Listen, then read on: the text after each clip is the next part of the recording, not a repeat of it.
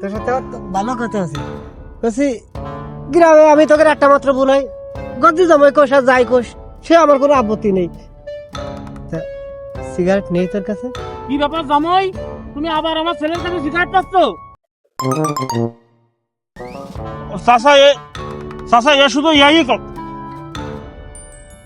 না না না আবার ওর সাথে একটু গল্প করছিলাম যে কিরাম দিনকাল যাচ্ছে এই সমস্ত, তাই না বাবুল?